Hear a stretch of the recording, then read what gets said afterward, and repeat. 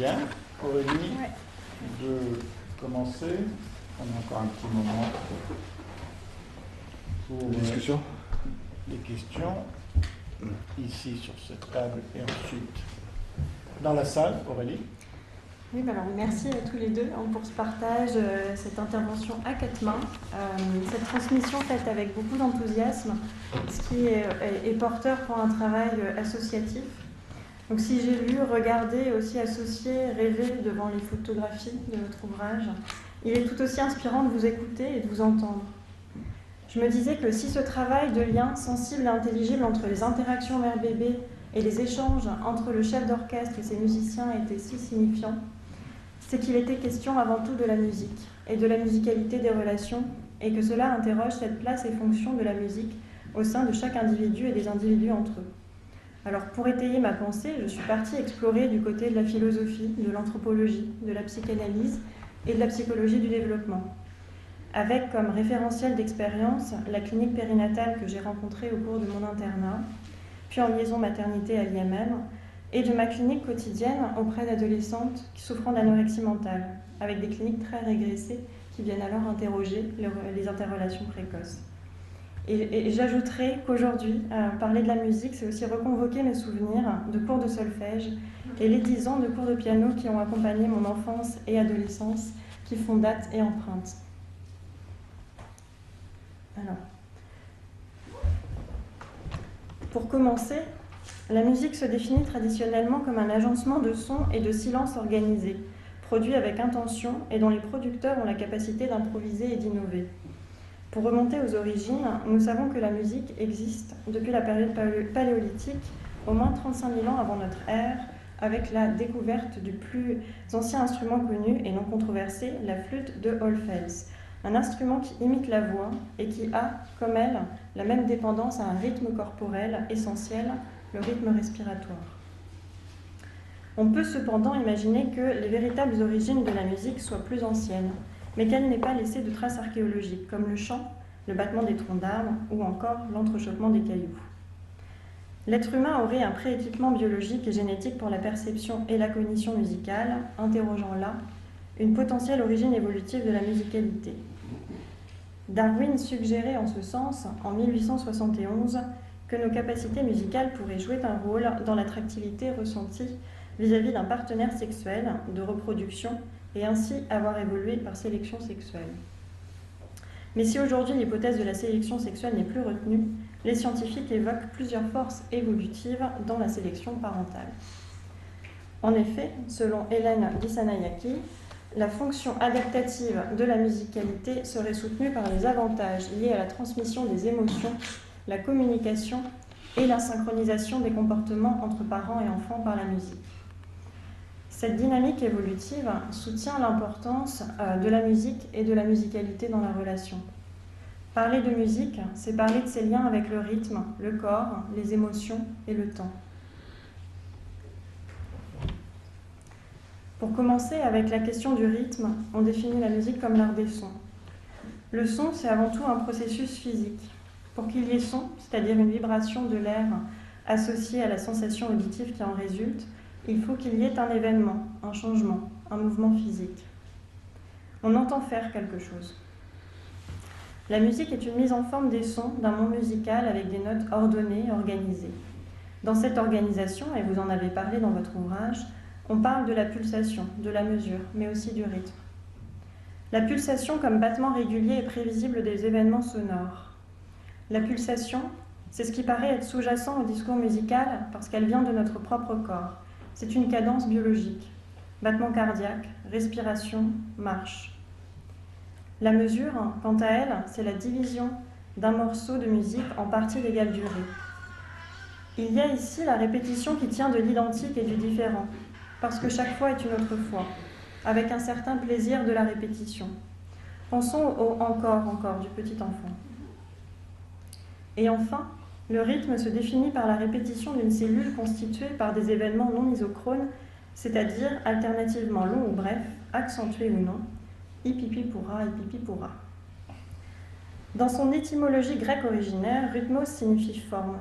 Le rythme permet de rassembler dans une forme unitaire des éléments disparates de l'expérience vécue. Le rythme, dans la musique, nous pouvons donc décrire cette tension de l'écoute comme la tension de l'être vivant par rapport aux événements inattendus, avec détente du retour au calme et à la régularité. Finalement, le plaisir musical naît toujours d'un équilibre entre prévisibilité, qui dépend d'une règle ou de la nature, et d'une imprévisibilité, qui dépend de l'invention dans la musique de la créativité du compositeur. Alors cette question du rythme ne prendrait-elle pas ses premières racines dans le ventre maternel ? Dans l'environnement intra-utérin, le fœtus est en effet naturellement exposé à une polyrythmie, qui n'est pas sans rappeler celle de la musique, où rythme, mélodie et harmonie se superposent, puisque simultanément, il entend les sons biologiques maternels réguliers, bruit de la respiration, battement cardiaque, les sons irréguliers, transit digestif. Il ressent les vibrations de la marche et entend les bruits imprévisibles de l'extérieur. Et non des moindres, il entend et connaît déjà les rythmes et inflexions de la voix de sa mère. Et on connaît toute la portée de la prosodie de la langue parlée, musicale, qui informe de la tonalité émotionnelle et qui sera accentuée dans le baby talk en postnatal. Ensuite, dès le début de la vie, les premières expériences sensibles du bébé sont inscrites dans des continuités-discontinuités. Et vous préciserez, M. Gols, que plus que la question de la présence-absence, c'est celle de l'écart et de la différence, donc du creusement progressif de l'écart intersubjectif qui semble prépondérante pour le bébé au début de son développement. Maya Gracier précise que le rythme des dialogues naturels entre mère et bébé est un rythme qui n'est ni tout à fait aléatoire, ni tout à fait prévisible, et qui offre deux partenaires un éventail de possibilités expressives. Le rythme partagé permet aux partenaires de se rencontrer à l'intersection de leurs expressions vocales et corporelles, de se perdre et de se retrouver l'un dans l'autre, l'un avec l'autre. Et comme nous le dit Daniel Stern avec son concept des feeling shapes, le bébé reconnaîtrait et investirait l'objet par le biais de ses contours rythmiques et interactifs. Puis vous ajoutez, en effet, que la polysensorialité permet de vivre l'objet en extériorité et que la capacité de comodélisation va être un agent central de l'accès de l'intersubjectivité. Tout cela s'inscrivant dans un processus de narrativité. Lorsqu'un adulte parle à un bébé avec l'intention de communiquer avec lui, c'est-à-dire de l'intéresser et de soutenir ses compétences expressives, il lui raconte quelque chose de lui, du bébé, de la dyade. Et la narrativité va orchestrer une régulation subtile des états de vigilance, de l'attention et du vécu affectif. Alors, pour continuer, vous parlez dans votre ouvrage du corps, avec les mouvements des mains du bébé comme valeur de figuration corporelle très symbolique, avec les boucles de retour de Geneviève Hague, du théâtre corporel du bébé, ou encore des mains du chef d'orchestre avec le retour d'écoute du chef d'orchestre. La musique nous touche littéralement le corps. Le son vient d'un corps qui vibre, et lorsque l'onde nous en parvient, elle fait vibrer le nôtre. Les vibrations acoustiques se transmettent à tout l'organisme et le font frémir, d'autant plus fort que le son est intense et plus grave. Avec la vibration, le second effet physique de la musique, c'est le mouvement du corps. Certaines musiques nous font danser, sauter, elles mettent en transe, elles nous enivrent, certaines apaisent. On pense au réseau des neurones miroirs activés quand on écoute de la musique, ce système neuronal qui permet à l'individu de comprendre le sens et l'intention qui sont encodés dans un signal de communication. On peut bouger du pied, comme une vraie simulation de la marche, comme bouger en pensée, ou planifier une action par l'activation de régions prémotrices. Alors depuis le monde intra-utérin, il existe une multitude de sources de stimulation rythmique, par l'alternance notamment des mouvements rythmiques de la marche ou des mouvements plus statiques de la mère.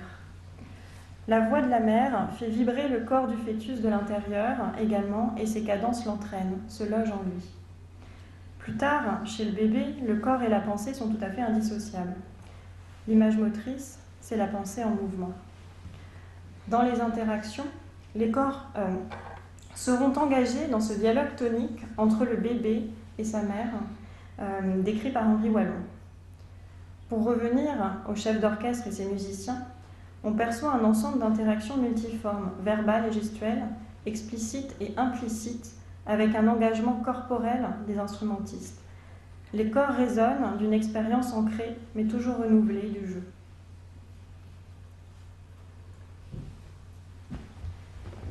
Dans cette continuité, avec l'idée du mouvement, de dynamique, nous arrivons à la question des émotions. Le mot émotion vient du latin de movere, se mouvoir. Une émotion se vit dans le corps, va se traiter dans le cerveau et entraîner un comportement. Une émotion a d'abord une manifestation interne avant de générer une réaction extérieure. Geneviève Hague, lorsqu'elle parle des émotions, insiste sur cette dynamique intense qui lance quelque chose de soi vers l'autre, l'idée d'un mouvement qui nous fait sortir de nous-mêmes. Vous citez Berlioz dans son grand traité d'instrumentation et d'orchestration moderne en parlant du chef d'orchestre. Il faut qu'on sente qu'il sent, qu'il comprend, qu'il est ému. Alors son sentiment et son émotion se communiquent à ceux qu'il dirige. Sa flamme intérieure les échauffe, son électricité les électrise, sa force d'impulsion les entraîne. Alors, Francis Wolff, professeur émérite de philosophie, reprendra dans son ouvrage « Pourquoi la musique ?» les 3 types d'émotions musicales. Celles qui sont en nous, celles qui sont dans la musique et celles que la musique nous donne. Les émotions en nous impliquent une dimension individuelle d'expérience sensible. On peut y lier un souvenir heureux, une peine, un sens de familiarité. La musique fait résonner et vibrer nos affects grâce au miroir sonore qu'elle nous propose. La musique touche en chacun les affects originaires. Cela est à mettre en perspective avec les tout premiers temps d'accordage affectif ou d'harmonisation des affects décrits par Daniel Stern dans cette danse primitive pulsionnelle entre le bébé et sa mère. Et si on va plus loin dans l'histoire prénatale, Richard Parncutt, à travers ses travaux en psychologie de la musique, fait l'hypothèse que lors des changements de l'état émotionnel de la mère, le fœtus associerait les changements de schéma sonore et de mouvement avec les changements hormonaux dans son sang. Il pourrait attribuer ainsi une ébauche de connotations affectives à des schémas sonores ou des mouvements. Pour les émotions dans la musique, certaines musiques expriment des émotions pour qui sait les entendre et les comprendre. Les psychologues expérimentalistes ou cognitivistes s'efforcent de mettre en évidence pour chacun des facteurs musicaux, les climats émotionnels qu'ils déterminent chez les auditeurs, le tempo, lent ou rapide, le rythme, régulier ou non, le mode, grossièrement majeur, joie ou affirmation, mineur, tristesse ou doute, l'intensité et la dynamique, la mélodie. Ces mécanismes émotionnels seraient d'ailleurs fortement reliés à des réactions physiologiques. On retient le pic émotionnel à l'arrivée d'un événement musical déterminant, souvent associé à la sensation de frisson et marqué par la libération de dopamine. Mais aussi une forme de plaisir d'anticipation qui précède ce pic, caractérisé par une augmentation progressive de l'activité du noyau codé. Nous revenons ici sur l'idée d'alternance des tensions et des tentes musicales. Pour les émotions que la musique nous donne, ce sont les émotions qui nous disent quelque chose du monde imaginaire dans lequel nous plonge la musique. L'émotion est esthétique, en ce sens que c'est un plaisir sensible, dès lors que justement on ne l'entend plus comme un phénomène seulement sonore. C'est ainsi par l'imagination que nous comprenons esthétiquement la musique. Le plaisir esthétique lié à l'art serait un plaisir lié à la forme de l'œuvre, associé à un plaisir plus profond provenant d'une libération des sources pulsionnelles inconscientes liées au contenu. Pour aller plus loin, dans sa thèse de doctorat de psychanalyse et de psychopathologie, Xantula Takovanov propose, sur fond d'analogie avec la théorisation des pictogrammes de Piera-Oulanier, la possibilité de sonogrammes comme proto-représentation musicale résultant de l'encodage sonore d'un état affectif ressenti in utero par circulation hormonale, qui donneront lieu ensuite à des formes de représentation psychique musicale plus élaborées, comme les structures musicales de fond, fragments de rythme, mélodie ou harmonie, jusqu'au code musical achevé.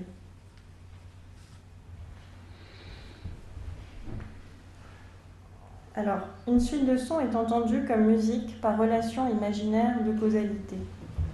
Pour un discours musical, il faut une temporalité, le passage d'une note à l'autre. Comme tout processus narratif, on retrouve l'idée d'un début, d'un développement avec dénouement et conclusion. Dans l'idée de la tension et de la détente, on conçoit un temps musical naissant précisément de l'intervalle qui sépare le désir de son objet. On pourrait aussi dire que, telle la ritournelle, le musicien recrée ce temps musical avec les sonorités. Un temps liant passé dont j'ai le souvenir, au futur et à l'avenir. Une aire de jeu, somme toute, sur base de répétition dans la structure musicale, sorte de holding musical. Alors, j'avais envie de terminer sur quelques mots sur votre choix d'associer à votre discours les photographies en noir et blanc. Une photo, c'est par essence toujours une trace. Trace d'un regard, trace d'un instant passé, mais aussi capture d'un mouvement, témoignage d'une émotion. J'avais envie de reprendre Serge Tisseron. L'être humain ne s'assimilerait le monde que pour autant qu'il parvient à le symboliser, et cette symbolisation se passe également par des images et par des gestes, notamment ce que nous réalisons avec les divers outils qui prolongent nos perceptions. L'appareil photographique est l'un des outils qui nous rappelle constamment que l'esprit n'existe pas sans les sens et l'œil sans la main. Les images-objets fabriquées sont ensuite prises en relais à l'intérieur du psychisme par des images intérieures. Ces images intérieures font lien entre les deux composantes essentielles entre lesquelles est partagée notre vie psychique, les expériences sensorielles, émotionnelles et motrices d'un côté et les mots de l'autre. Il est vrai que quand on regarde les images, on pourrait se demander s'il n'y aurait pas l'illusion d'une rencontre entre le chef d'orchestre et le bébé. En conclusion, parler de la musique témoigne de la richesse de la vie intra-utérine, avec ses premières expériences sonores et kinesthésiques, de l'infance, de l'ineffable des émotions du sujet ancrées dans la sensorialité et la rythmicité du corps. La musique permet d'apprivoiser les événements, de les comprendre. Elle associe régularité et plaisir de la découverte, de l'inattendu, de la répétition et de la variation, du même et du différent. Ainsi, elle permet la découverte de l'autre, du monde, de soi. La musicalité va signer l'organisation du vivant, dans son mouvement et son historicité. L'accès à un rythme propre ouvrirait le sujet à une subjectivation, une appropriation du temps, du sens et de l'histoire au travers de la propre constitution de son rythme. Donc, alors ça c'est pour la partie question. Même si votre livre... On peut peut-être poser quand même une question à Aurélie, avant que vous en posiez. D'abord, je vous remercie beaucoup de ce texte très travaillé et qui montre que manifestement la musique vous fait quelque chose aussi. Votre insistance à parler de la vie prénatale pose aussi la question de l'audition cutanée, hein, des musiques qui nous font qu'on n'entend pas que par les oreilles, mais aussi par la... Vous disiez toute oreille tout à l'heure, mais je crois qu'on entend toute la vie aussi la musique par la peau. Les bébés, les fœtus nous ont appris ça. Il y a des musiques, il y a des musiques qui nous horripilent, c'est la peau quand même. Il y a des musiques qui nous caressent. Il y a des musiques qui nous touchent. Bon, bref, l'audition cutanée, à mon avis, est très très importante. Voilà, donc c'est vraiment quelque chose que vous rajoutez au raisonnement. Et du coup, moi j'ai une question, je ne comprends pas ce que vous faites dans un service d'adolescents. Vous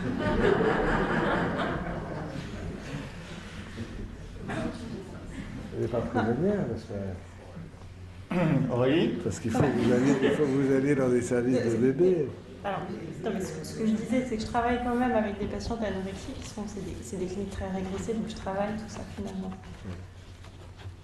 Je travaille la question des interrogations précoces, ça fait partie de ma façon de penser. En tout cas, merci beaucoup pour cette réflexion très subtile. Les anorexiques sont des bébés qui répondent à nos spéculations et à nos hypothèses. Ils disent oui, ils disent non. Aurélie ? Oui, alors, bon, moi aussi j'avais envie de vous entendre sur ce moment que vous qualifiez dans le livre de silence du geste. On en a parlé tout à l'heure, mais ces moments où le chef s'arrête de battre et que ça joue, ces moments qui sont, vous dites, des moments de pure grâce. Donc je me suis demandé si on pouvait associer avec les travaux de Didier Anzieux et l'illusion groupale. Il y a les travaux d'Édith Lecourt qui, en appelant groupe musique, Elle parle de ce moment spécifique où dans un groupe d'improvisation musicale, les membres sentent cette union fusionnelle euphorique. Et je me disais, j'ai beaucoup parlé de la question justement des bébés, si c'était pas un comportement régressif, puisque cela permettait au sujet de s'approcher d'un retour à la fusion avec le bon objet des premiers temps de la vie, le groupe étant vécu comme le grand corps maternel avec lequel les membres en fusion. Je me demandais si c'était pas ça qui se passait pendant le salon. Vous voulez répondre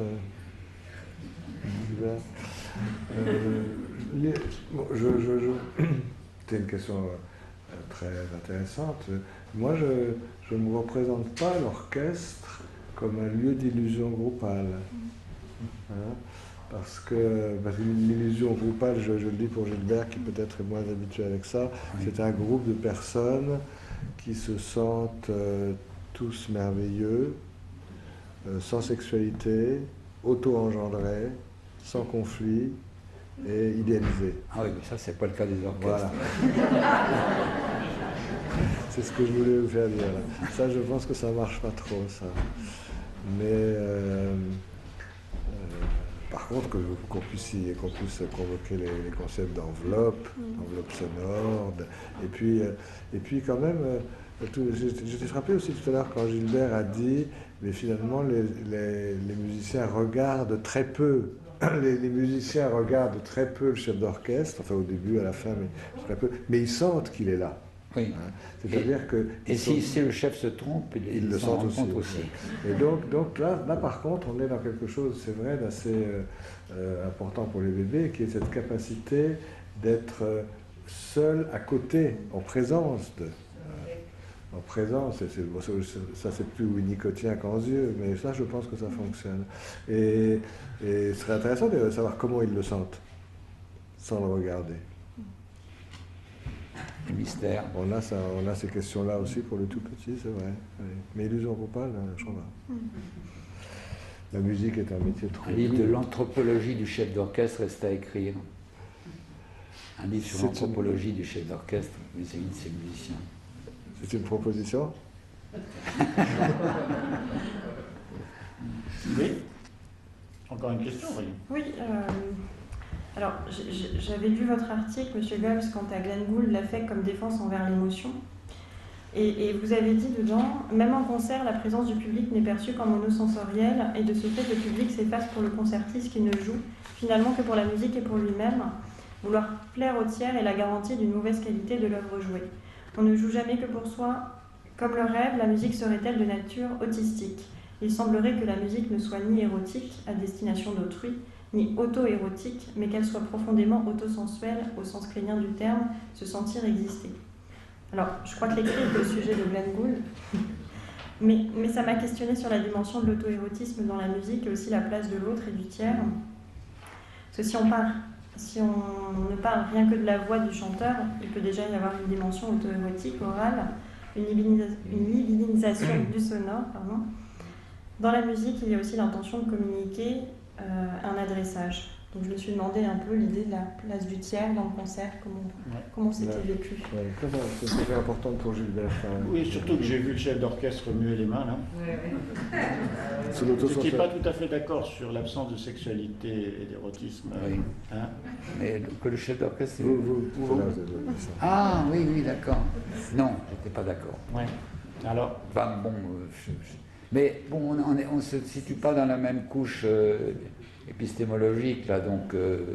c'est pas pour contredire ce que dit madame, mais j'ai l'impression que ça, je ne suis pas en capacité de comprendre exactement. Voilà. Disons les choses comme ça. La question qu'on peut poser quand même à travers ce que dit Aurélie, c'est... parce que ce que j'ai voulu dire, on est seul, la solitude, c'est pas seulement pour... C'est la créativité en général. Je pense que la créativité, si on a dans l'idée déjà de faire quelque chose qui va plaire à quelqu'un, on n'est pas dans la créativité véritable. Je crois que la créativité véritable, c'est Didier Anzieux aussi, le corps de l'œuvre, c'est le replonger au fond de soi-même, c'est renouer avec des choses très archaïques qui nous appartiennent à nous. Si ça plaît, tant mieux. Mais c'est pas le but, quoi. Debussy disait, la musique est faite pour faire plaisir. À qui? Voilà, ça reste avec des points de suspension. Hein, Suspicion, de suspicion. Un désir sans objet. Voilà, exactement. En tout cas, un grand merci. Attends, c'est pas fini. On va vous laisser partir très vite, mais c'est le seul séminaire en France qui laisse la place au public pour une question. Monsieur a levé le bras le premier. C'est moi qui ai été le premier, donc c'est à cause du mouvement.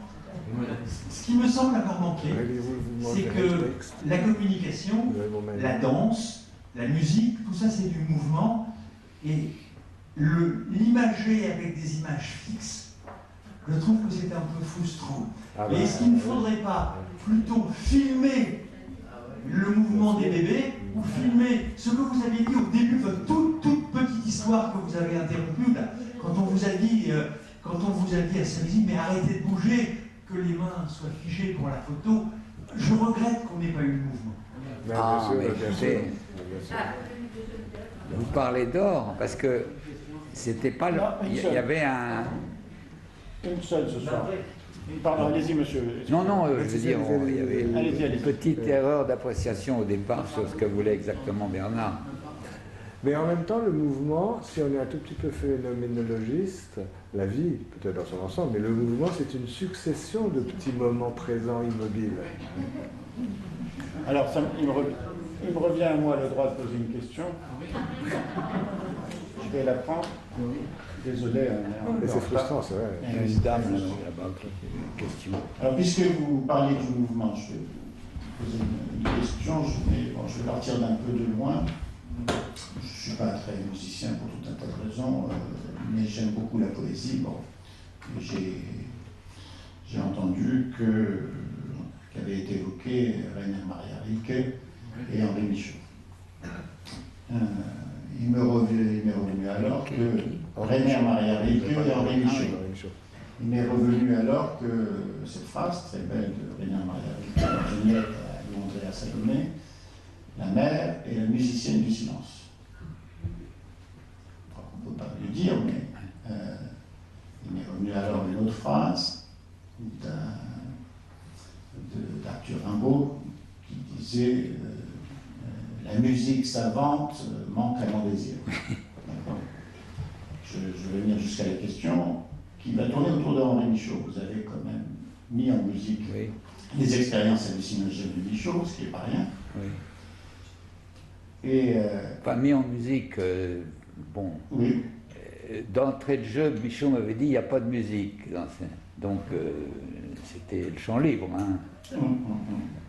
Donc, alors, je ne peux pas vous rapporter au public qui va devoir essayer de trouver cette vidéo qui est sur YouTube où on entend cette musique particulière. Et si vous me permettez, il y a du Boulez dans ce que j'ai entendu qui accompagne l'expérience hallucinogène de Michaud. Bah oui, c'est ma filiation. Très bien. D'ailleurs, Henri j'avais Michaud- prévu un extrait du Marteau sans maître avant le Rilke. Henri Michaud avait une mère très particulière qu'il appelait la ralentie. Là La ralentie. Ah oui, en effet. Et dans la ralentie, il disait plein de choses, dont une essentielle, c'est qu'avec ce type de mère-là, on ne pouvait que gober les sons. Gober les sons. Qu'on ne pouvait que gober tranquillement toute sa vie durant les sons. Il disait de cette mère-là que, quand il se la figurait, elle n'avait pas de tête, elle n'avait pas de bras. Elle était comme une statue dans un parc sous la pluie et qu'il voulait lui apprendre à marcher. Bref, il avait une mère compliquée. Et ralenti. Je vais venir à ma question bientôt. Quand le chef d'orchestre est ralenti, il a le droit d'être ralenti aussi, et qu'il transmet son humeur, ou le ralentissement de son humeur, à ses musiciens, qu'est-ce qui se passe? Bon, alors on a deux exemples. Hein. Un exemple tragique dans Prova d'Orchestra de Fellini, où ça finit très mal. Les humeurs du chef d'orchestre. Oui, mais je me souviens plus de la scène. Ça finit très mal, tout le monde implose. Oui. Et puis alors, je ne sais pas si vous avez vu ce très beau film qui s'appelle Infidèlement Vôtre, avec Rex Harrison. Donc c'est l'histoire d'un chef d'orchestre qui a un problème avec sa femme, il pense qu'elle le trompe. Et donc c'est ça la différence entre les ados et les bébés, c'est qu'il faut mettre de la sexualité à un certain moment. Bref, ce chef d'orchestre a le sentiment que sa femme le trompe. Or, il doit jouer ce soir, le soir même, Rossini, Wagner et Tchaïkovski. D'accord? Mais donc il joue Rossini en imaginant comment tuer sa femme.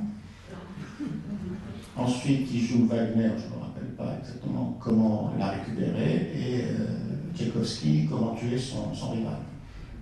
Bref, ma question est, pour Bernard, quand une mère est ralentie et qu'elle ne peut pas être la musicienne du silence, c'est-à-dire qu'il y a une asymétrie entre les deux. Hein. Tu sais ça beaucoup mieux que moi, l'enfant n'est pas encore un sujet, c'est un sujet en devenir qui rencontre un objet qui va lui sculpter littéralement, musicalement le monde pour que cette musique savante puisse correspondre à un désir descendant.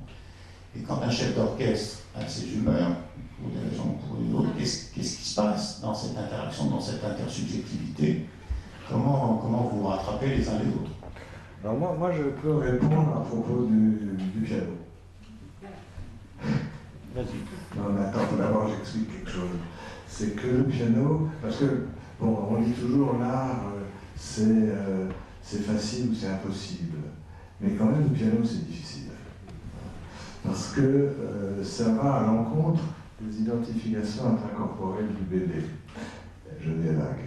J'y reviens encore, 1985, un très bel article où elle fait l'hypothèse qui a donné de la cohérence à beaucoup de faits cliniques. Alors c'est pareil, on dit que c'est jamais des preuves mathématiques, mais c'était une hypothèse qui a donné beaucoup de cohérence, que assez vite, il y a un hémicorps qui va représenter plutôt les fonctions maternelles de l'adulte et un hémicorps qui va représenter plutôt les fonctions du bébé. Et dans sa vision des choses, l'hémicorps gauche représente plutôt le bébé et l'hémicorps droit représente plutôt la mère, ce qui fait que quand les bébés sont seuls pendant des petits moments d'absence, le grand geste classique qui montre qu'un bébé devient un rapport autiste, c'est quand il figure la réunion maternelle avec le pouce gauche dans la main droite, et là il joue, on va dire que c'est le pouce gauche dans la main droite, il joue, il figure une psychonormative, quelque chose de la contenance maternelle. Voilà, mais dans cette vision-là, c'est plutôt l'hémicorps gauche qui représente le bébé, et plutôt l'hémicorps droit qui représente la mère. Au piano, c'est inversé. C'est-à-dire qu'on a plutôt la voix du bébé à droite, et on a plutôt le contenant, le cadre, le support à la gauche. C'est pas toujours comme ça, mais enfin, dans un certain nombre de pièces. Oui. C'est assez difficile, et si la main gauche ralentit, c'est tout un problème d'ajustement entre les deux. Et le piano est un travail en permanence, il y a d'autres instruments aussi, hein, moi je connais celui-là, c'est un ajustement permanent entre quelque chose qui appartient au tout petit, à l'archaïque, au bébé, et quelque chose qui appartient au contenant. Et avec des petits décalages qu'on introduit. Et il y a un très beau film qui avait été fait sur Rubinstein, que vous avez vu sans doute, Gilbert, c'était sur la vie de Rubinstein, où il expliquait que lui, il jouait de manière extrêmement fine entre les petits décalages de la main gauche et de la main droite, les sons se posant parfois pas toujours ensemble. Voilà, donc la main gauche ralentie, c'est un vrai problème pour la main droite. Si c'est ça ta question. Non, mais je crois qu'il y a une chose qu'il ne faut pas oublier, c'est que la pratique de la direction d'orchestre a énormément évolué au XXe siècle. Il y a des chefs, jusqu'à une certaine époque, il y avait des chefs qui dirigeaient contre l'orchestre. Je ne sais pas si vous avez entendu, il y a un enregistrement d'une répétition de Toscanini avec le premier acte de la Valkyrie. Et au bout d'un certain nombre de mesures, il y a un hautbois qui prend la parole et il le répète, ce mouvement, il arrive au hautbois, il arrête le hautbois, porca miseria, il l'insulte avec les termes italiens les plus désobligeants, il recommence du début, et ça 3 ou 4 fois de suite, et à chaque fois. Et à la fin, le hautbois a un son tout tremblant de peur, mais vraiment il est médusé, il est tétanisé par la peur du chef. Bon, Karajan, plus près de nous, était connu quand même pour une main de fer. Je ne sais pas si le gant était de velours, mais en tout cas la main était de fer. Et on n'a pas l'impression qu'il jouait avec le plaisir des musiciens. C'était un chef extrêmement professionnel, on ne pouvait rien lui reprocher sur prendre la battue, etc. Mais il imposait sa gestique, il imposait son style d'être là, en quelque sorte, d'être là avec un tiret sur le podium. Maintenant, les chefs ne sont plus comme ça. Les chefs sont un musicien parmi d'autres, avec la gestique appropriée, bien sûr, et un peu de hauteur, mais quand même, c'est une... Vous parlez de quoi? Coproduction? Non, pas coproduction. Co-construction. Comment? Co-construction. Co-construction, voilà, c'est une co-construction maintenant, les chefs beaucoup plus. Vous avez regardé toute la jeune génération, alors ça a commencé avec les chefs baroques anglais, comme Norrington, comme Gardiner, bon, mais la modalité, la technique et surtout la philosophie, la direction a énormément évolué. Elle est à des années-lumière. Justement, c'est vous qui avez cité Berlioz? Oui. Ah oui, c'est dans le livre. Oui, Berlioz donne des conseils justement très... Parce que ça devait être... Berlioz a vécu au début où il y avait des chefs. Lui a été un bon chef, paraît-il. Qu'est-ce qu'il y avait comme contemporain? Il n'y avait pas encore de chef vraiment professionnel. Ça n'existait pas. Donc il avait peur qu'il donne des affects... qui se montre maladroit, il donne des concerts assez généraux, il faut dire, pas très techniques. Voilà, écoutez... Eh bien, merci beaucoup. Merci vraiment beaucoup. Merci à vous.